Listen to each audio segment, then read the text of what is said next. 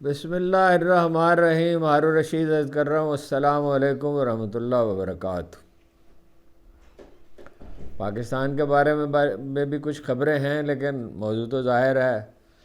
ایران کی جنگ ہے، مشرق وسطیٰ کی جنگ ہے.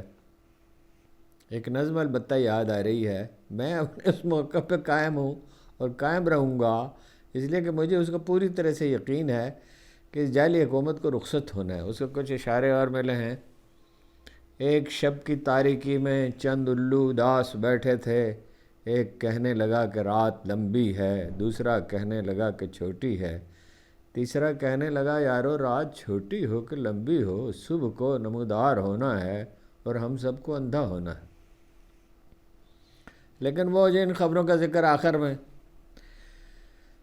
پہلے یہ کہ ایوان صدر میں ایران میں امریکی فتح کے لیے دعائیہ تقریب بڑا حیران کن واقعہ ہے. ویتنام، عراق، افغانستان، یوکرین، امریکہ نے کتنی بے شمار جنگیں لڑی ہیں، یہ تو ہم پاکستانیوں کے حافظے میں بھی ہیں. لیکن ایسی تقریب پہلے تو کبھی نہیں ہوئی تھی. یوں تو دیکھیے، جب متحدہ یورپی افواج نے گلیلی کے میدان میں اتری، مصطفیٰ کمال اتاترک ترک کے نے مقابلہ کیا، ان کو شکست فاش سے دوچار کیا، جو ایک تاریخ ساز جنگ تھی. اس سے پہلے وہ بھی مساجد میں گئے تھے. بعد میں جہاں اگرچہ انہوں نے اذانوں پہ پابندی لگا لی تھی. بے رحم روسی ڈکٹیٹر اسٹالن، جس نے لینن کے کیے دھرے پہ پانی پھیر دیا، وہ بھی عالمگیر جنگ کے ہنگام مذہبی رہنماؤں سے رابطے میں تھا. لیکن ڈونلڈ ٹرمپ سے تو کوئی ایسی امید نہیں تھی. وہ تو خود کو خدا سمجھتا ہے. کچھ تجزیہ کار اندیشہ ظاہر کر رہے ہیں کہ بے تحاشا امریکی اسرائیلی بمباری ایران کب تک مزاحمت کرے گا، کب تک وہ مقابلہ کر سکے گا. وہ اس نقطہ کو نظر انداز کر رہے ہیں کہ اس جنگ میں ایران تنہا نہیں ہے. روس اور چین اس کے ساتھ، اور ایرانی بھی جس جذبہ شہادت سے جذبہ جہاد سے اور شہادت کے جس جذبے سے سرشار ہیں، وہ نتیجہ خیز ہوا کرتی ہے. وہ آسانی اس کو منہار نہیں کر سکتے. یہ صرف ایقان کا مسئلہ نہیں، یقین اور ایمان کا مسئلہ نہیں ہے، یہ تاریخی تجربے کا بھی مسئلہ ہے. اس نے کہا نا، اپنا کیا نام ہے، مشہور مبصر جو ہیں، ابھی ان کا نام یاد آتا ہے، اکثر ان کا نام بھول لیتا. انہوں نے کہا اس کو کیا پتا ڈونلڈ ٹرمپ کو کہ جناب علی کرم اللہ وجہ کون تھے اور جناب حسین کون تھے اور کربلا کیا ہے اور شہادت کا تصور کیا ہے. وہ یہ تصور ایران میں رچا بسا ہے، پاسداران انقلاب میں، خاص طور پہ فوج میں بھی ہے اور عوامی رائے عامہ میں بھی ہے. اور وہ اپنی حکومت سے ناراض ہو سکتے ہیں، امریکہ کو خوش آمدید تو نہیں کہہ سکتے. روس اور چین امریکہ مشرق وسطیٰ پہ کامل امریکی غلبہ کیسے قبول کر سکتے ہیں؟ اسرائیل کے علاوہ مشرق وسطیٰ میں جو صورتحال ہے نا، دیکھیے اس میں دو تین پہلو ہیں. اسرائیل کے علاوہ امریکی اڈوں پر جو ایرانی الغار ہے، وہ اس میں چینی ٹیکنالوجی کا دخل ہے. خاص طور پر کویت پر جو طیارے تباہ ہوئے ہیں کویت میں امریکی، اس کے سوا کوئی توجہ نہیں کی جا سکتی. خود اسرائیل کے اندر بڑی تباہی مچی ہے. اس کی تین بڑی شہادتیں سامنے آئی ہیں. جارج گیلوے ایک برطانوی لیڈر ہیں جو کچھ عرصے سے ٹی وی پر اپنا پروگرام بھی پیش کرتے ہیں. عمران خان کے دوست ہیں. ایک بار جب وہ مجھ سے بہت خوش ہوئے تو مجھے کہا عمران خان نے کہ ٹیررزم پہ ایک انٹرنیشنل سیمینار کروں گا جس میں جارج گیلوے کو بلاؤں گا اور تمہیں تقریر کا موقع دوں گا. خیر یہ تو ایسے برسبیل تذکرہ. جارج گیلوے کہتے ہیں کہ اسرائیل میں مقیم، ٹی وی میں کہا انہوں نے، مقیم ان کے دوستوں نے بتایا کہ ہزاروں اسرائیلی عمارتیں کھنڈر بن چکی ہیں اور غزہ کا سمندر پیش کر رہی ہیں. وہ اپنے دوستوں، انہوں نے کہا میرے دوست ہیں جنہوں نے مجھے اطلاع دیا ہے اور متعدد ہیں، اور ظاہر ہے ان کا نام تو نہیں لیا لیکن ان کے علاقوں کا نام لیا. فلاں علاقے سے میرے دوست سے اطلاع دی، فلاں علاقے سے فلاں سے. انہوں نے کہا براہ راست ان لوگوں سے میری بات ہوئی ہے. اسرائیل میں مقیم مغربی اخبار نویس بلا استثناء یہ شہادت دے رہے ہیں کہ اسرائیلی آبادی کا بڑا حصہ زیر زمین بنکر میں چھپا ہے اور خوف کی حالت میں ہے. مرنے والوں کی، ہلاک ہونے والوں کی اور تباہ ہونے والی عمارتوں کی تصویر کشی کی اجازت نہیں دی جا رہی. جارج گیلوے نے CNN، اسکائی نیوز سمیت کئی چینلز کا اور کئی اخبارات کا نام لے کر کہا وہ خبروں کو چھپا رہے ہیں. بحرین میں امریکی بحری اڈہ تباہی سے دوچار ہوا ہے، اور اطلاعات یہ بھی ہیں کہ بحرین امریکہ کے ساتھ دفاعی تعلق ختم کرنے پر غور کر رہا، اس لیے کہ مشرق وسطیٰ میں جو امریکی اڈے عربوں کی حفاظت کے لیے بنائے تھے وہ تو ان کو کا دفاع کرنے کے بجائے ان کے لیے الٹا مصیبت بن گئے، تو ان کا فائدہ کیا؟ اسرائیل سے واپس آنے والے ایک بھارتی اخبار نویس نے بھی یہی گواہی دی ہے، انہوں نے اپنا نام نہیں بتایا، وہ دیکھا اس کو اس پہ، تو اس نے بھی یہی کہا ہے کہ تباہی بہت ہے اسرائیل میں۔ امریکی انتظامیہ بڑی اسلحہ ساز کمپنیوں پہ دباؤ ڈال رہی ہے کہ تیزی سے میزائل تباہ کرنے والے ہتھیار تیار کریں، 5 سال سے بڑھ کر ان کی تعداد 1000 سالانہ تک پہنچا دیں، تاکہ جنگ اگر طویل ہو تو امریکہ کو ذلت کا سامنا کرنا نہ پڑے۔ جنوبی کوریا سے امریکہ کا دفاعی ساز و سامان امریکہ منتقل کرنے کی تجویز پر بھی غور کیا، وہاں بڑا اڈہ ہے، بہت بڑے اڈوں میں سے ایک ہے۔ مبصرین کہتے ہیں کہ ایران کم از کم 20 سال سے جنگ کی تیاری میں تھا، دھڑکا تو پہلے دن سے لگا ہی ہوا تھا، انہیں اندازہ تھا، لیکن سوچ سمجھ کر انہوں نے ایک حکمت عملی تیار کی۔ وہ جانتے تھے کہ امریکی فضائیہ کا مقابلہ تو وہ نہیں کر سکتے، نہ ہی ان کے وسائل اس کی اجازت دیتے ہیں، لہٰذا انہوں نے ساری توجہ ڈرونز اور میزائل بنانے پر صرف کر دی۔ ان میں ایسے ڈرون بھی ہیں جو نچلی سطح پر پرواز کرتے ہیں اور راڈار آسانی سے انہیں دیکھ نہیں سکتے۔ کہا جاتا ہے کہ اب تک ایران نے 2000 سے زیادہ خودکش ڈرونز داغے ہیں جو پائلٹ کے بغیر ہیں اور ہدف سے ٹکرا کر پھٹ جاتے ہیں۔ ان کی لمبائی تقریباً 11 فٹ ہوتی ہے، ان میں بھاری دھماکہ خیز مواد نصب ہوتا ہے، 2500 کلو تک کہا جاتا ہے۔ یہ ڈرون ٹرک سے لانچ کیے جا سکتے ہیں، طویل فاصلے تک مار کر سکتے ہیں۔ ایک ڈرون کی تیاری پر یہ تو بار بار اس کا ذکر ہو رہا ہے، 20 سے 50 ہزار ڈالر کے درمیان خرچ آتا ہے، جبکہ اسے تباہ کرنے والا پیٹریاٹ فضائی نظام PAC-3 اس پر 30 لاکھ ڈالر تک لاگت آتی ہے۔ ان کی پیداوار محدود ہے، بتایا گیا ہے کہ 20 سے 25 تک لاک ہیڈ مارٹن نے صرف 620 انٹرسیپٹر فراہم کیے، یہی جو میزائل شکن نظام ہے۔ امریکی وزیر دفاع نے ان خبروں کی تصدیق کی ہے۔ ماہرین کہتے ہیں سستے ڈرونز کے مقابلے میں مہنگے میزائل استعمال کیے جاتے رہے تو یہ حکمت عملی ناکام ثابت ہو سکتی ہے۔ ابھی سے پیسے گنے جا رہے ہیں کہ اتنے بلین ڈالر خرچ ہو چکے ہیں۔ یاد رکھیں 38 ٹریلین ڈالر کا مقروض ہے اور 2 ٹریلین ڈالر قرض ہر سال امریکہ کو لینا پڑتا ہے۔ اسی خدشے کے پیش نظر پینٹاگان نے کم لاگت امریکی ڈرون کی پیداوار تیز کر دی ہے۔ اس میں لوکس نامی ایک نیا ڈرون بھی شامل ہے جو آزمایا جا چکا ہے۔ ویسے خبر رساں ایجنسی رائٹرز کے مطابق امریکہ ہتھیاروں کی کمی کا شکار ہے، اس لیے ہنگامی اجلاس منعقد کیے جا رہے ہیں،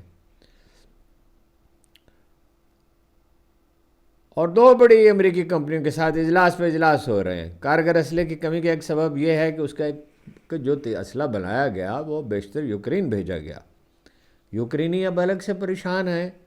فروری 2025 میں ٹرمپ نے یوکرین کے صدر زیلنسکی سے کہا تھا تم تیسری عالمگیر جنگ کا جوا کھیل رہے ہو، امریکہ ہتھیار نہ دے تو 2 ہفتے تم ٹھہر نہیں سکو گے۔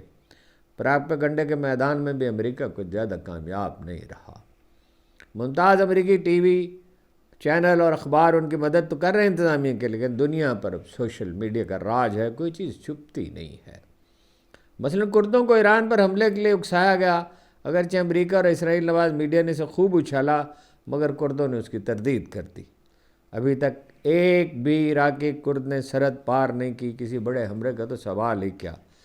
ماہرین یہ کہتے ہیں یہ کہانیاں اس لیے داغی گئیں کہ ایران اپنی فوج سرحد پر لے آئے تاکہ اسے بمباری کا نشانہ بنایا جا سکے۔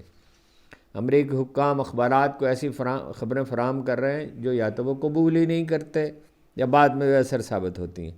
نوبت یہاں تک پہنچی ہے کہ امریکہ نے یوکرین سے کچھ اسلحہ واپس مانگا ہے، ان میں ڈرونز شامل ہیں۔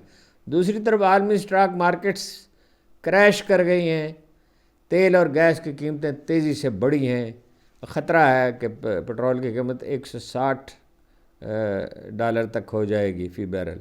اسرائیل اور متحدہ عرب امارات سے فرار ہونے والوں کی تعداد بڑھتی جا رہی ہے۔ ایک چارٹرڈ طیارے پر $2.5 سے $3.5 لاکھ خرچ آتے ہیں۔ ایک بھارتی تاجر بمشکل $10 لاکھ دبئی سے سنگاپور منتقل کر سکا۔ کچھ غیر ملکی پڑوسی عرب ممالک کی طرف بھاگ رہے ہیں، وہ اپنے ساتھ بڑا خطرہ مول لے کر نقد رقم بھی لے جا رہے ہیں۔ امریکہ نے مشرق وسطیٰ میں اپنے تمام سفارت خانے بند کر دیے ہیں اور امریکی شہریوں سے کہا ہے کہ وہ مشرق وسطیٰ سے نکل جائیں، لیکن حکومت ان کی کوئی مدد نہیں کر سکتی۔ جنگی ماہرین حیران ہیں کہ یہ جنگ کا کیسا منصوبہ تھا جس میں امریکیوں نے اپنے شہریوں کو نکالنے کی منصوبہ بندی ہی نہیں کی۔ امریکی میڈیا پہ اعتراف کرتا ہے کہ روس بھی مشرق وسطیٰ کی جنگ میں شامل ہو گیا ہے، پہلے ہی شامل تھا۔ اس نے ایران کو نہایت قیمتی انٹیلیجنس معلومات فراہم کی۔ کچھ بے بنیاد جو خبریں میں نے ذکر کیا جاری کی کہ ان میں آرامکو کا ذکر تو سبھی نے کیا ہے، لیکن اب یہ بھی کہا جا رہا ہے کہ یونان اور ترکی پر ہونے والے حملے بھی ایران نے کیے، اسرائیل ممکن ہے اسرائیل اور امریکہ نے کیا۔ ایرانیوں کا دعویٰ یہ ہے کہ انہوں نے اپنے کم قیمت ڈرونز استعمال کیے اب وہ نئے ڈرونز استعمال کریں گے۔ اندیشہ یہ ہے ایران نے اعلان کیا ہے کہ چین، روس اور پاکستان کے جہازوں کو آبنائے ہرمز سے گزرنے کی اجازت دے دی جائے گی۔ سعودی عرب نے پاکستان کو یقین دلایا ہے کہ آبنائے ہرمز نہیں تو بحر احمر کے ذریعے اسے تیل فراہم کیا جائے گا۔ خام تیل کے 4 جہازوں کا انتظام ہو گیا، ایک امارات سے فجیرہ کے راستے پاکستان پہنچے گا۔ پاکستان کے لیے خام تیل کے 2 جہاز امریکہ سے بھی آئیں گے۔ سعودی عرب و امارات سے آنے والے جہاز 70,000 ٹن کروڈ آئل لے کر آئیں گے۔ کوئی اتنا بڑا خطرہ نہیں ہے، البتہ حکومت اسے موقع سے فائدہ اٹھا کر قیمتیں بڑھانے کی کوشش کرے۔ بجلی کی قیمتیں بڑھا دی ہیں، تھوڑی سی بڑھائی ہیں، لیکن بڑھاتے رہے۔ وہ اپنا جو معاہدے ہیں ان پر نظر ثانی نہیں کریں گے، جن میں ایک شہباز شریف کے صاحبزادے کا ہے، اور وہ ڈسٹریبیوشن سسٹم بنائے نہیں۔ خیر یہ الگ کہانی ہے۔ امریکہ نے دعوے تو بہت کیے لیکن آبنائے ہرمز کو کھولنے میں ناکام رہا۔ 2 دن پہلے ٹرمپ نے دعویٰ کیا تھا کہ آبنائے ہرمز سے گزرنے والے جہازوں کی ہم حفاظت کریں گے۔ جواب میں ایرانیوں نے کہا ایسے ہر جہاز کو راکھ میں تبدیل کر دیا جائے گا۔ انشورنس کمپنیوں کوئی خطرہ مول لینے کے لیے تیار نہیں، اس میں کوئی شبہ نہیں کہ نقصان تو ایران کو بھی بہت پہنچا ہے۔ ایران میں شہادتیں طالبات سمیت مناب کے اسکول والی معصوم کم سن طالبات سمیت 1332 تک پہنچ گئی ہیں۔ لبنان میں 130 جہاں سے گزر گئے۔ ایرانی فوج کے مطابق 500 سے زیادہ بیلسٹک اور کروز میزائل داغے جا چکے ہیں اور 2000 سے زیادہ ڈرونز بھی۔ بیشتر کا نشانہ امریکی اڈے تھے، 60% ڈرونز کا، 40% میزائلوں کا ہدف اسرائیل تھا۔ پاسداران انقلاب کا کہنا ہے کہ وہ تل ابیب کے قلب میں واقع ان مقامات کو نشانہ بنا رہے ہیں جو سب سے زیادہ اہم ہیں۔ حملوں کی 21ویں لہر میں آج خیبر میزائل تل ابیب کی طرف فائر کیے گئے۔ لبنان کی حزب اللہ نے جنوبی لبنان میں اسرائیلی گاڑیوں کے قافلے کو نشانہ بنایا ہے۔ CNN کی تحقیقاتی رپورٹ کے مطابق ایران نے جنگ کے آغاز میں اردن کا جدید ریڈار سسٹم تھاڈ تباہ کر دیا تھا۔ عرب امارات میں 2 مقامات پر بھی تھاڈ ریڈار کو نشانہ بنایا گیا۔ CNN کا کہنا ہے کہ ایران نے کمیونیکیشن، راڈار اور جاسوسی آلات کو نشانہ بنا کر فضائی دفاعی نظام کو تباہ کرنے کی، کمزور کرنے کی کوشش کی۔ ڈونلڈ ٹرمپ کہتے ہیں جنگ بندی کے لیے میں تیار ہوں بشرطے کہ ایران ان کی شرائط تسلیم کرے۔ ایران ان کی شرائط کیوں تسلیم کرے؟ ایرانی صدر مسعود پزشکیان نے کہا کچھ ممالک نے ثالثی کی کوشش شروع تو کی ہیں، ہم امن چاہتے ہیں لیکن خودداری اور وقار کو بالائے طاق رکھ کر نہیں۔ تو جنگ اب 7ویں دن میں داخل ہو چکی۔ ڈونلڈ ٹرمپ نے کہا ایران نے اپنا سب کچھ کھو دیا، دعویٰ کیا انہوں نے ڈونلڈ ٹرمپ، اس کی بحریت تباہ ہو چکی ہے، اس لیے ایران میں فوج اتارنا وقت کا ضیاع ہوگا۔ بڑے کچھ جہاز تباہ ہوئے ہیں ایران کے، چھوٹی تیز رفتار کشتیاں جو پاسداران انقلاب کے پاس ہیں وہ تباہ نہیں ہوئی، جن کی رفتار تیز ہے اور جن کا جنگی تجربہ زیادہ ہے۔ یہ جتنا مطالبہ بھی ڈونلڈ ٹرمپ صاحب نے کیا کہ نئے ایرانی سپریم لیڈر کے تقرر میں ان کی مرضی شامل ہونی چاہیے۔ کیا کبھی لگتا ہے بچہ ہے، کبھی لگتا ہے خونونی ہے، جنونی ہے، کبھی لگتا ہے پاگل ہے۔ ایرانی کردوں کو ایران کا باغی سمجھنا چکمہ دینے کی ایک کوشش ہے۔ مرحوم آیت اللہ خامنائی خود بھی کرد خاندان سے تعلق رکھتے تھے۔ اول تو ایران میں ترک، بلوچ، عرب اور دوسری اقوام بھی ہیں، لیکن ان میں اکثر کو اپنے ایرانی تشخص پر اصرار ہے۔ اسرائیل اور امریکہ یہ دنیا کی سب سے پرانی تہذیب ہے، کہا جاتا ہے مصری تہذیب، چینی تہذیب، بھارتی تہذیب، بہت سی پرانی تہذیبیں ہیں، لیکن یہ سب سے پرانی تہذیب ہے، اس کی عمر 5000 سال سے زیادہ ہے۔ اسرائیل اور امریکہ نے ایران پر بمباری کی انتہا کر دی، کارپٹ بمبنگ، B-52 بمبار طیاروں نے درجنوں بنکر بسٹر بم گرائے ہیں جو گہرائی تک ہر چیز کو تباہ کر دیتے ہیں۔ طبی مراکز پر بھی حملے ہوئے، ہسپتالوں پر، وہی کام جو اسرائیل نے غزہ پہ کیا تھا۔ یمن کی طرف سے کوئی بڑی کارروائی اب تک سامنے نہیں آئی، غالباً کوئی منصوبے کا حصہ ہے یہ، لیکن حوثی رہنما عبد المالک کا کہنا ہے ہماری انگلی ٹریگر پر ہے، کسی بھی وقت ہم جنگ میں شامل ہو سکتے ہیں۔ برطانیہ نے اپنے بحری جنگی جہاز HMS ڈریگن قبرص بھیجنے کا اعلان کیا ہے، جہاں امریکی طیارے پہلے سے پناہ گزیر ہیں، 400 دفاعی ماہرین بھی ہیں۔ برطانوی اہلکار قبرص میں اپنے اڈے اور خطے میں اپنے اتحادیوں کے دفاع کے لیے آگے بڑھے ہیں۔ ایک طرف برطانوی سیاستدان اور پریس امریکہ پہ تنقید کر رہا ہے کہ کس دلدل میں جا گھسے ہو، اور دوسری طرف ان کی مدد کے لیے بھی ایرانی سفیر، سعودی عرب میں ایرانی سفیر، یہ بہت اہم ہے۔ علی رضا عنایتی نے کہا سعودی عرب نے ایران کے خلاف اپنی بری، بحری اور فضائی حدود استعمال نہ کرنے کا اعلان کے استعمال کی اجازت نہ دینے کا اعلان کیا ہے، ہم اس کے لیے شکر گزار ہیں۔ یہ بھی کہا کہ ایران نے امریکی سفارت خانے پر حملہ نہیں کیا، آرامکو پر بھی حملہ کیا۔ انہوں نے کہا جب ہم حملہ کرتے ہیں تو ذمہ داری بھی لیتے ہیں۔ سعودی عرب کے سابق انٹیلیجنس چیف شہزادہ ترکی الفیصل کو پاکستان آتے تھے تو بڑے شاد رہتے تھے۔ وہ کہتے تھے کہ یہاں کچھ ایسی چیزیں مجھے کھانے کے لیے ملتی ہیں جو دنیا میں کہیں اور نہیں ملتی۔ انار اور گاجر کا جوس انہیں پلایا جاتا تھا، اور کریلے گوشت، قیمہ کریلے کے بڑے شوقین تھے۔ ان کے کچھ اور بڑے دلچسپ واقعات میں کسی وقت درج کروں گا۔ نیتن یاہو نے امریکہ کے 7 دورے کر کے ٹرمپ، وہ کہتے ہیں ترکی الفیصل کہ نیتن یاہو نے 7 دورے کیے امریکہ کے اور ٹرمپ کو جنگ پر آمادہ کیا۔ خبر یہ ہے کہ گزشتہ سال عرب ممالک نے ٹرمپ سے 2 ٹریلین سرمایہ کاری کے جو وعدے کیے تھے اب وہ پورے ہو نہیں سکتے، اور ٹرمپ ایک منتقل مزاج آدمی ہے، جب یہ پورے نہیں ہوں گے تو وہ کیا کرے گا میں نہیں کہہ سکتا۔ پاکستان کے بارے میں کچھ خبریں ہیں۔ نیب کے chairman lieutenant general Nazir Ahmad کی مدت ملازمت میں 3 سال کی توسیع کر دے گی، خبر آپ پڑھ ہی چکے ہیں، لیکن اس کی امپلیکیشنز پر غور کریں۔ عمران خان کا مقدمہ اب سپریم کورٹ کے بجائے آئینی عدالت سنے گی، 10 مارچ کی تاریخ دے دی گئی۔ پہلے تو خیر مقدمے سنے ہی نہیں جاتے تھے۔ افغانستان میں پاکستانی آپریشن عام تاثر سے بہت بڑا ہے۔ بگرام کا فوجی ہوائی اڈہ دنیا کے عظیم ترین اڈوں میں سے ایک ہے۔